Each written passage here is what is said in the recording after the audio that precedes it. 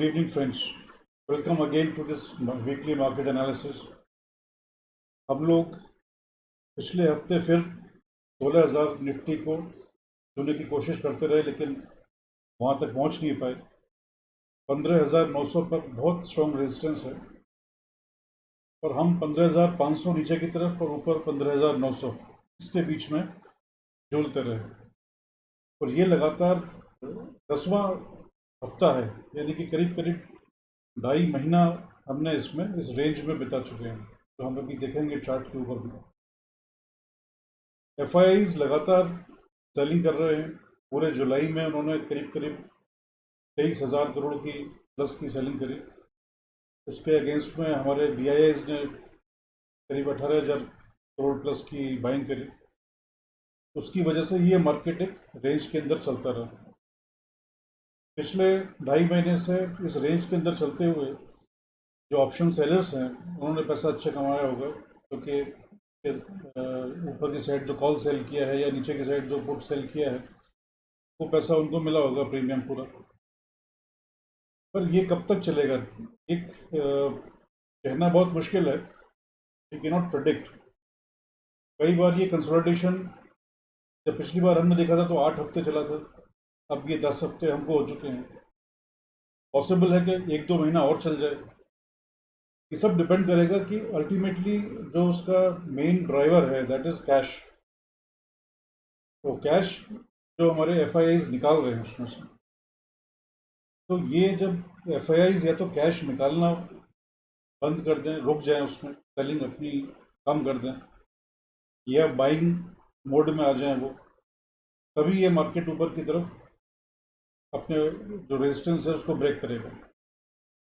On the other side जो अभी हमारे को डाउन साइड को रेस्ट्रिक्ट किया हुआ है हमारे डीआईएस की बाइंग में, अगर वो रुक गई और एफआईएस की सेलिंग चलती रही तो फिर हम नीचे के लेवल भी देख सकेंगे, अप टू 15,000 मे बी और 14,800। तो ये सारा डिपेंड करेगा कैश के ऊपर में। अभी कैश मार्केट में क्यों आना चाहिए और क्यों जाना चाहिए, इसके पीछे कई फैक्टर्स हैं जो अभी हम डिस्कस करेंगे। ज़्यादातर जो फैक्टर्स हैं अभी तक तो पॉजिटिव दिख रहे हैं, नेगेटिव फैक्टर्स रिलेटिवली कम है पॉजिटिव के कंपैरिजन में। अनलेस कि कोई सरप्राइज आता है by way of delta variant Covid का, क्योंकि अगर ऐसा लगता है कि वो आउट ऑफ कंट्रोल जा रहा है और लॉकडाउन्स और सीवियर होते हैं, तब फिर वो जो है पोजीशन नेगेटिव की तरफ जाएगी।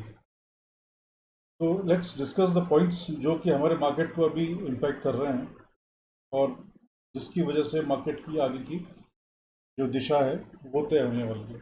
Stay with me.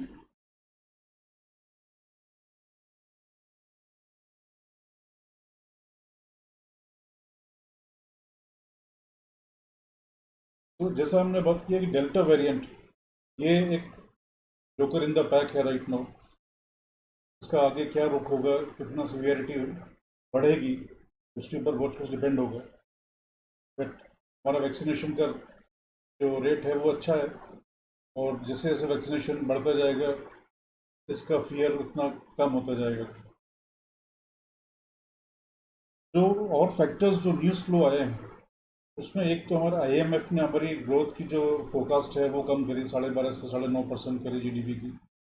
बट वो मार्केट ने ऑलरेडी प्राइसिंग कर लिया है, क्योंकि पता है कि जब सेकेंड वेव आया और दोबारा लॉकडाउन आया तो ये होना ही था। तो that was priced in by the market, उसके लिए कोई सरप्राइज नहीं है मार्केट के लिए। एक सबसे बड़ा जो इम्पोर्टेंट फैक्टर है और जो हमारे लिए पॉजिटिव हो सकता है वो है चाइना के कुछ एक्शंस।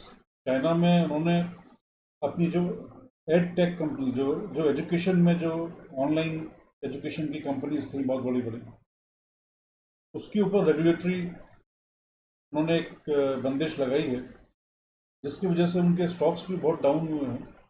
तो सबसे बड़ी बात कि बाहर के इन्वेस्टर्स के लिए चाइना एक पॉलिसी अनस्टेबिलिटी वाली जो बात है वो एक रिस्क फैक्टर वो बड़ा होकर उनके सामने आया है। तो जो भी बड़े फंड्स हैं यूएस के हैं, यूरोप के, जो हमारे इमर्जिंग मार्केट्स में इन्वेस्ट करते हैं, वो बहुत सारे रिस्क को कवर करते हैं, इवेल्युएट करते हैं। उसमें एक रिस्क होता है political risk and policy risk. तो जहाँ जिस कंट्री में पॉलिसी अनस्टेबल है, कुछ पता नहीं कल को क्या नया नियम लेके वो आ जाएंगे, जो वो एक बड़ा रिस्क फैक्टर होता है, उसको फिर उसी हिसाब से कम एक्सपोजर लिया जाता है उन कंट्रीज में। तो इस एक्शन से चाइना की पॉसिबिलिटी है कि कुछ फंड्स का जो पैसा है वो डाइवर्ट हो टुवर्ड्स इंडिया गोइंग फॉरवर्ड। तो मुझे ऐसा लगता है कि अगर ये ऐसा आता है सिचुएशन, तो जो एफ की हम सेलिंग अभी तक देखी है हमने पिछले 3 महीने में, वो थोड़ी थम सकती है, और एक रिवर्स बाइंग उसके अंदर में आ सकती है। वो अगर होता है, it would be very positive for our market. Then जो यूएस के जो डाटा अभी तक आ रहा है ग्रोथ का और जॉबलेस क्लेम्स का, वो सब पॉजिटिव है। यूएस के मार्केट्स ऑल टाइम हाइस पर है, चाहे वो डाउ जोन्स हो या नैस्डैक हो। यूएस में जो इन्फ्लेशन के ऊपर जो फेड का जो अप्रोच था वो भी बहुत पॉजिटिव है। उन्होंने कहा है कि हम इन्फ्लेशन ये टेम्प्रेरी है और हम रेट ऑफ इंटरेस्ट नहीं बढ़ाएंगे। अमेरिका से सिर्फ एक इंडिकेशन थोड़ा सा नेगेटिव है कि हमारा जो बॉन्ड यील्ड है, जिसको हम पहले ये देखते थे कि भाई बहुत ज़्यादा बढ़ेगा तो फिर हमारे लिए नेगेटिव होगा, अब वो नीचे की तरफ इतना ज़्यादा चला गया कि वो नीचे के लेवल पर अब दूसरा तरह का एक फेयर पैदा हो गया। फियर ये है कि ग्रोथ कंसर्न, कि क्या आगे इकोनॉमी ग्रो करेगी। तो बॉन्ड यील्ड एक इंडिकेटर है। अगर बहुत ज़्यादा ऊपर जाता है तो भी ठीक नहीं है, और एक बहुत ज़्यादा लिमिट से नीचे जाता है तो भी ठीक नहीं है। एक बहुत ज़्यादा नीचे जाने से वो एक इंडिकेट करता है कि इकोनॉमी के अंदर ग्रोथ की कंसर्न्स डेवलप हो रहे हैं। तो अभी नीचे के लेवल पे है, it has to be watched. अगर ये यहाँ से और नीचे जाता है तो फिर एक नेगेटिव बैकलैश मार्केट्स में आ सकता है इंटरनेशनली, जिसका इम्पैक्ट हमारे ऊपर भी आएगा। विक्स हमारा बहुत नॉर्मल है, यानी कि फियर नहीं है मार्केट के अंदर। पिछले 2.5 महीने से, जब से ये मार्केट कंसोलिडेट कर रहा है इस रेंज में, तब इस बीच में विक्स हमारा काफ़ी नीचे रहा है, जो इंडिकेट कर रहा है कि फियर फैक्टर नहीं है। डॉलर इंडेक्स भी स्टेबल है। हमारा जो यूएस डॉलर इंडियन रुपी का जो एक्सचेंज रेट है वो भी अब 75 के नीचे आके सेटल हो गया है। कमोडिटीज़ अगेन बूम कर रही हैं, पहले से भी ज़्यादा प्राइसेस हाई हुए हैं। वो एक नेगेटिव फैक्टर है ओवरऑल इंटरनेशनल मार्केट्स के लिए और हमारे लिए भी, क्योंकि उसका सीधा इम्पैक्ट होता है हमारे इन्फ्लेशन पर।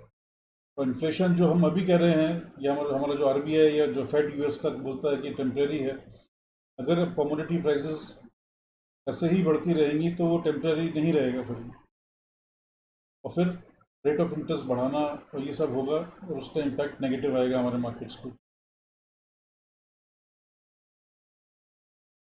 अभी जो हमारे कंपनीज के रिजल्ट्स आ रहे हैं वो कमोबेश ठीक ठाक आ रहे हैं। तो बहुत एक्सेप्शनली एक्स्ट्रॉर्डनरी अच्छे भी नहीं है, बट नेगेटिव भी नहीं है। मार्केट उनको कुछ बहुत ज़्यादा नेगेटिवली नहीं ले रहा है उसमें। हालांकि जो हमारे हैवी वेट्स हैं, रिलायंस, एचडीएफसी बैंक, वो नीचे गिरे हैं। तो यही दो मेजर स्टॉक्स हैं जिनकी वजह से शायद हम 16,000 निफ्टी अभी क्रॉस नहीं कर पा रहे। पिछले वीक में भी रिलायंस गिरा करीब 3.5%, एचडीएफसी बैंक भी गिरा। तो जब तक ये स्टॉक्स नहीं चलेंगे, हमारा 16,000 निफ्टी का ड्रीम वो ड्रीम ही रहेगा। अभी जो की डाटा आया है, तो लोन ग्रोथ बैंक्स का वो डिक्लाइन हुआ है, which is a negative for the economy. हमारे इंफ्रास्ट्रक्चर आउटपुट में पॉजिटिव ग्रोथ आई है, दैट्स गुड। ऑटो सेल्स जो हमारी जुलाई के नंबर्स हैं वो नेगेटिव आई हैं अक्रॉस द बोर्ड। सभी कंपनीज के ऑटो सेल्स डिक्लाइन हुए हैं ईयर ऑन ईयर, यानी जुलाई 2021 जब हम कंपेयर करते हैं जुलाई 2020 से। लेकिन उसके अंदर में एक पॉजिटिव फैक्टर ये है कि पिछले महीने से इस महीने के बीच में, जून और से जुलाई के बीच में, ट्रैक्टर, थ्री व्हीलर्स और ट्रक्स, इसमें sequentially month on month growth दिखाई पड़ी है, जो कि एक पॉजिटिव फैक्टर है। तो ओवरऑल आप देख सकते हैं कि इसके अंदर प्लस और माइनस दोनों फैक्टर्स हैं, बट ओवरऑल प्लस फैक्टर्स का ज़्यादा वेटेज है और फियर नहीं है मार्केट्स के अंदर। तो ये हमको होप जगाता है कि मार्केट्स यहाँ से अपना जर्नी अपवर्ड फिर से रिज्यूम करेगा, और जो हम चार्ट पर भी देखेंगे कि वो अभी कहाँ पॉइज्ड है। नेक्स्ट वीक में पीएमआई डाटा आएगा हमारा, और आरबीआई के इंटरेस्ट रेट के ऊपर डिसीजन आएगा और सीआरआर के ऊपर। That will be an important trigger for the bank Nifty, जो कि अभी निफ्टी को अंडर परफॉर्म कर रहा है काफ़ी हद तक, जिसकी वजह से निफ्टी का अपसाइड मूवमेंट जो है वो रिस्ट्रिक्टेड है। Will go to the Nifty chart. ये आप देख सकते हैं, ये वीकली कैंडल है। तो पिछले 10 महीने से हम 2.5 महीने से 10 हफ्ते से हम इस रेंज के अंदर चल रहे हैं। नीचे ये स्ट्रॉन्ग सपोर्ट है 15,635 का, उसके नीचे 15,500 का, यहाँ तक वो बार बार आता है मार्केट, और ऊपर 15,900 के पास जाकर रुक जाता है। तो इस रेंज में आगे अभी और भी चल सकते हैं, यू नेवर नो, जब तक कि मार्केट के अंदर कैश नहीं आता है एडिशनल। सिमिलरली बैंक निफ्टी को आप देखेंगे, बैंक निफ्टी में भी ये रेंज नीचे 34,112 और ऊपर 35,500, इस रेंज के अंदर हम 2.5 महीने से घूम रहे हैं। इसके अंदर में ऐसे सिनेरियो में जबकि हम बहुत बहुत हाई लेवल पर हैं और अभी डायरेक्शन का इतना ज़्यादा क्लैरिटी नहीं है, तो ऐसे समय में सबसे बेस्ट अप्रोच ये होता है, एक तो हम अपना कैश रिजर्व करके रखते हैं, वो हम पहले भी बात कर चुके हैं, जिससे कि इसका जब कभी कोई डाउनवर्ड एक डिप आए गहरा तो हम बाय कर सकें। तो दूसरा, इस मोड में we should go for stock SIPs, यानी सिस्टमेटिक इन्वेस्टमेंट प्लान स्टॉक्स का। तो हम डायरेक्टली उनको किसी म्यूचुअल फंड को सब्सक्राइब करने की ज़रूरत नहीं है, हम डायरेक्टली एक बास्केट अपना बना सकते हैं। जो हमारे टॉप निफ्टी के जो स्टॉक्स हैं उसको सेक्टर हम सेलेक्ट कर लें पहले। एक फार्मा सेक्टर हो गया, एक आपका एफएमसीजी हो गया, एक कंज्यूमर डिस्क्रिशनरी हो गया, then we have metals, we have IT. तो ये सेक्टर्स के लीडर्स को पकड़ लें, या फर्स्ट एंड सेकंड नंबर जो भी उसमें मार्केट लीडर है मार्केट कैप के हिसाब से, उनको हम उनका 1 शेयर 2 शेयर डिपेंडिंग हमारा कितना इन्वेस्टमेंट का टारगेट है। तो हमने अगर टारगेट बनाया कि 10,000 रुपये पर मंथ हमको इन्वेस्ट करना है, तो इस बास्केट में उस हिसाब से आप उनको एडजस्ट कर लें कि भाई हमारे 1 शेयर इन्फोसिस का आ जाए, एक टीसीएस का आ जाए, एक स्टेट बैंक का आ जाए, एक एचडीएफसी बैंक का आ जाए। ऐसे करके हर महीने हम खरीदते जाएंगे।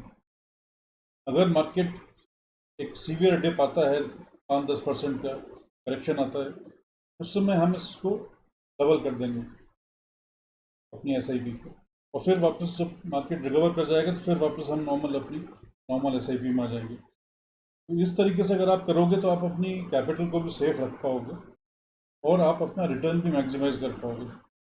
This is a very time tested strategy, जो ऐसे समय के लिए बहुत उपयुक्त है जब हम एक हाई लेवल पे हैं और डायरेक्शन का हमको अभी क्लैरिटी नहीं है और हम एक डाउनवर्ड करेक्शन में भी जा सकते हैं।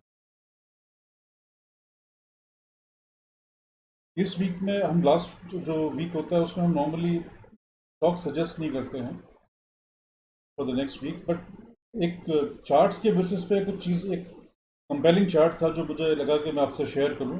वो चार्ट है रिलायंस का। आप अगर देखेंगे, this is again weekly chart, weekly candle. ये एक बाइंग जोन है, सपोर्ट जोन है, ये जो ब्लू शेडेड पोर्शन है, और ये लाइन जो है, ये आप देखेंगे कि जो लाइन मैंने ड्रॉ किया है, ये अपवर्ड स्लोपिंग ट्रेंड लाइन है, जिसमें कि ये स्टॉक मूव कर रहा है और ये वापस नीचे आ गया उस सपोर्ट लाइन के पास में।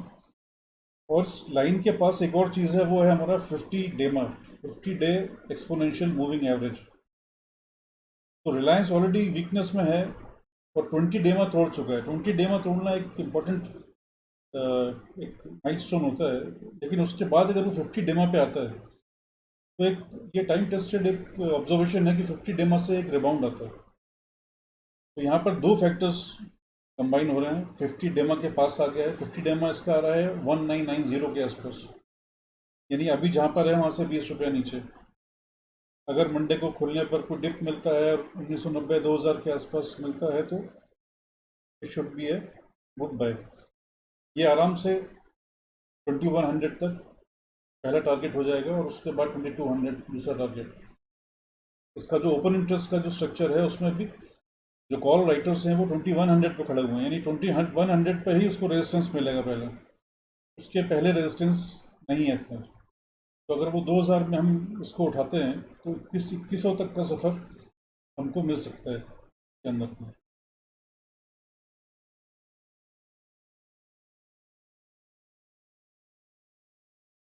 Coming to the performance, last week में जो हमने स्टॉक्स डिस्कस किए थे तो हमने कोटक बैंक एक डिस्कस किया था। तो कोटक बैंक में हमारा स्टॉप लॉस हिट हो गया, वो 1700 के नीचे हमने कहा था कि 1700 के नीचे क्लोज होता है तो we have to get out of it. तो दूसरा स्टॉक हमने डिस्कस किया था that was Hero Motors. Hero Motors को हमने प्ले किया था थ्रू ऑप्शंस। हमने कहा था कि 2800 की पुट बाय करेंगे और 2700 की पुट सेल करेंगे, ये स्प्रेड क्रिएट किया था।